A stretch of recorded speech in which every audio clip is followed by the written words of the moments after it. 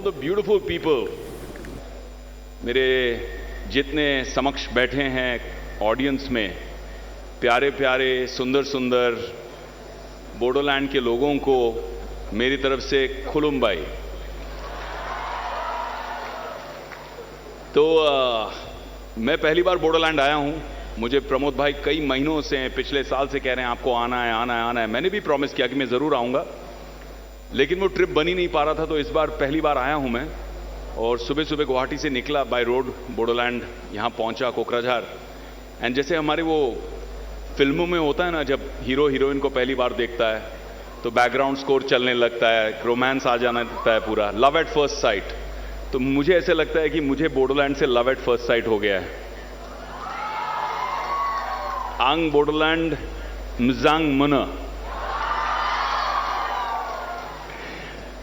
इतना सुंदर जगह, इतनी सुंदर जगह, ब्यूटीफुल ग्रीनरी, हरियाली, इतने प्यारे लोग, इतने स्वीटली मिलते हैं, आपकी देखरेख करते हैं। एक ही दिन में आप लोगों ने मेरा दिल जीत लिया है।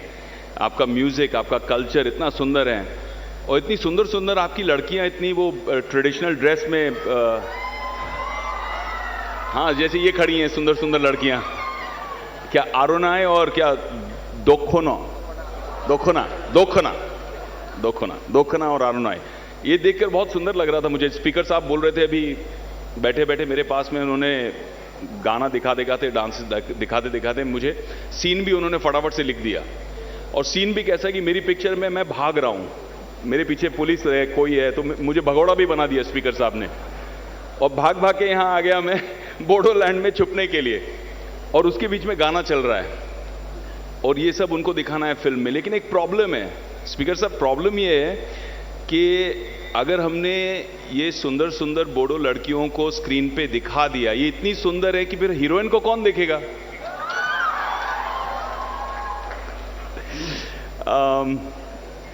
तो थैंक यू प्रमोद दा, आपने मुझे यहाँ इनवाइट किया। गुजनटन, करेक्ट है? प्रमोद का मतलब संस्कृत में जॉय है, हैप्पीनेस, जो खुशी फैलाने वाला। मैं वाकई आपकी पर्सनल जर्नी से बहुत ज़्यादा इंप्रेस हुआ। मुझे लगता है कि आपकी लाइफ पे एक फिल्म बननी चाहिए।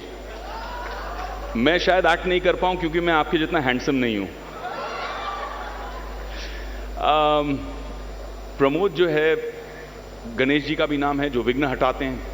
आज हम नॉलेज फेस्टिवल की बात कर रहे हैं, लेकिन ज्ञान, जिसको हम सरस्वती मानते हैं, जहां हिंसा है, जहां दुर्दशा है लोगों की, जहां दुख है, वहां पे कभी भी सरस्वती नहीं जाएगी। लक्ष्मी पहुंच जाएगी, ठीक है, पैसा आ जाएगा, वायलेंस के बीच में there is a lot of people who make money, but ज्ञान जो है, ज्ञान के लिए शांति बहुत जरूरी है।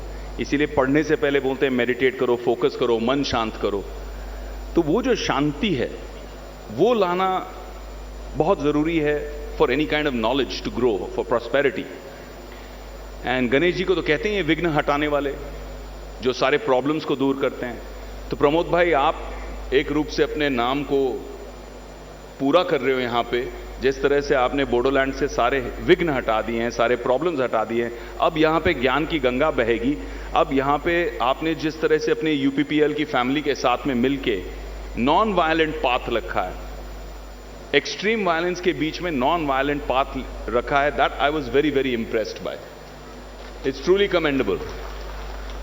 मुझे लगता है पूरे भारत को आपको थैंक यू कहना चाहिए, क्योंकि 20 साल ऑलमोस्ट आपने एक अपने प्यारे बोडोलैंड के लिए जीवन के बिता दिए आपने, और वापस अपने इस बच्चे को, हमारे बोडोलैंड के बच्चों को भारत माता की आपने लपेट में, भारत माता की एम्ब्रेस में आपने वापस ला दिया। So I thank you very much for that. कोई भी काम 20 साल करने के लिए, एक मिशन रखने के लिए बहुत मुश्किल है। मैं भी फिल्म इंडस्ट्री में 20 साल से हूँ। I have been an actor for 20 years.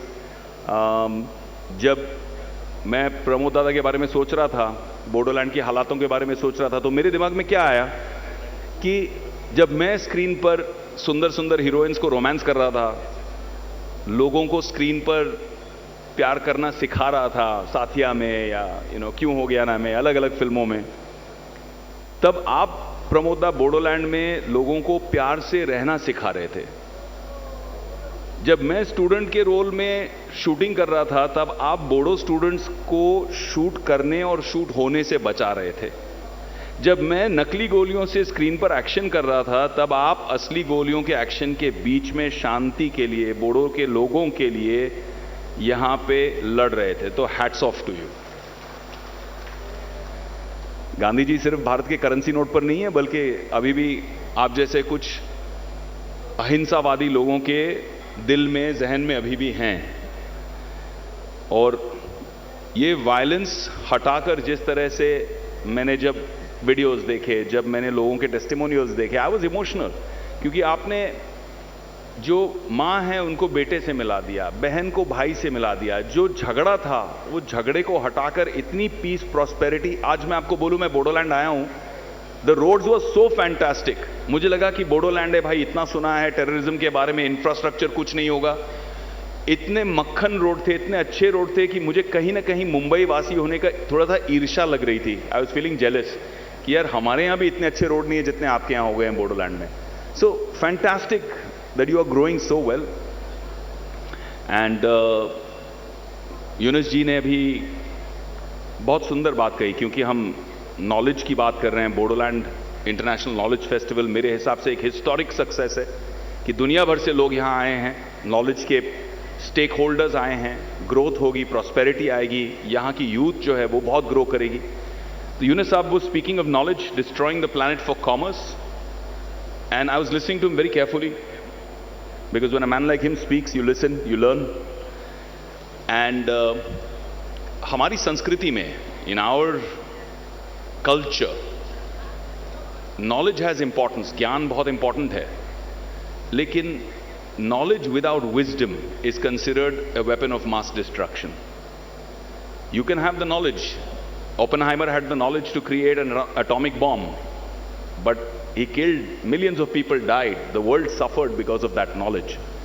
तो ज्ञान जरूरी है, लेकिन ज्ञान के साथ बुद्धि भी बहुत जरूरी है, क्योंकि ज्ञान प्योर रहता है, बुद्धि भ्रष्ट हो सकती है। यू कैन यूज द ज्ञान फॉर रॉन्ग रीजंस और right reasons. You could use fission and fusion technology to create cheap power for the world, but you can also use it as a weapon of mass destruction. So I think ज्ञान के साथ में बुद्धि बहुत जरूरी है। हम knowledge festival रख रहे हैं, but there should be some degree of focus on how to use that knowledge correctly. अभी सावजी भाई ने खजाने की बात कही। मैं सावजी भाई का बहुत बड़ा फैन हूं। आपके बारे में जब मैंने पढ़ा कि 4000 एम्प्लॉइज को आपने गाड़ियां, घर, लोन्स, हेल्प करनी है उनकी शादी के लिए, जो सॉफ्ट आपने सपोर्ट किया, I think that's amazing. CSR की लोग बात करते हैं 2%, 5%, you have change the whole dynamic of CSR, corporate social responsibility. Amazing man. I don't know if many of you know this, but not in India but world में शायद number 3 इनकी diamond export company है, world में number 3। Number 2 भी इनके cousin ही है, मतलब एक ही परिवार में सब कुछ। बट मुझे ऐसा लगता है कि आप डायमंड किंग हो, लेकिन रियल खजाना ऑफ बोडोलैंड वो यहाँ का कल्चर है, यहाँ की नेचुरल ब्यूटी है, और मोस्ट ऑफ ऑल रियल खजाना ऑफ बोडोलैंड यहाँ का यूथ है। ये यूथ जो टैलेंटेड है, हंग्री है, आगे बढ़ना चाहता है, लाइफ में कुछ करना चाहता है। बस ये नॉलेज से इस यूथ को हमको दिशा देनी है, स्ट्रेंथन करना है, एक प्लेटफॉर्म देना है, जैसे सोनम भाई करते हैं लद्दाख में। ऐसे यहां पे मेंटोरशिप क्रिएट करना है, ऐसे यहां पे स्टार्टअप इकोसिस्टम क्रिएट करनी है। यूनिवर्सिटीज आ गई हैं, इंफ्रास्ट्रक्चर आ गया है। अब यूथ को दिखाना है कि बोडोलैंड का यूथ दुनिया में अपना नाम कैसे आगे बढ़ाएगा। एंड ये है यहाँ के बोडोलैंड के रियल डायमंड्स, ये है यहाँ का रियल खजाना, मुझे ऐसे लगता है।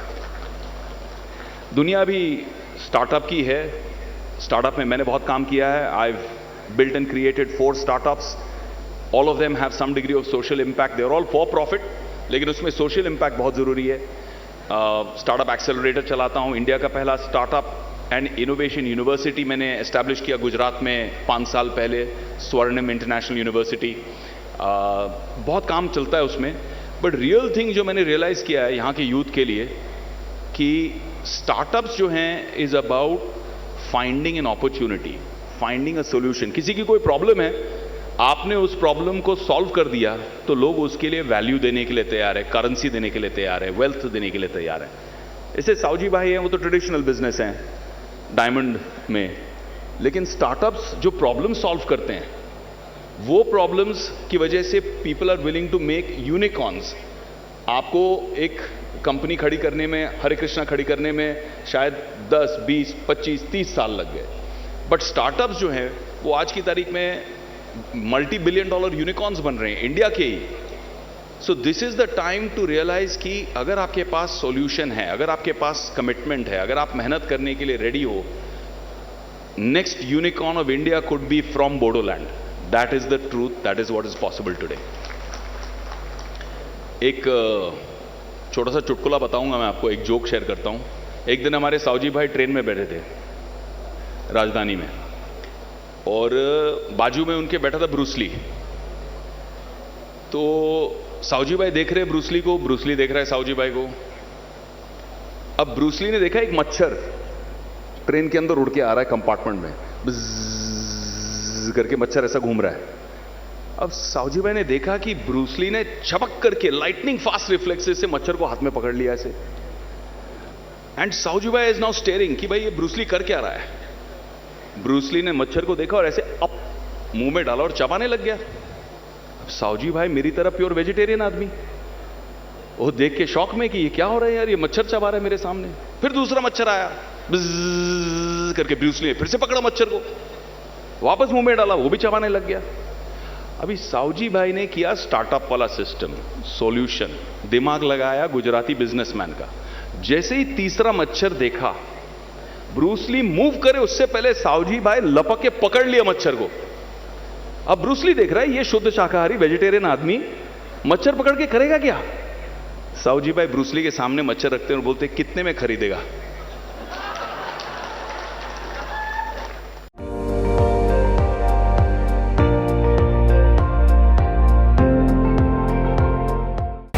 আপুনি চাই আছে ND24, সৰ্বশ্ৰেষ্ঠ নহয় সৰ্বোত্তমৰ দৌৰত।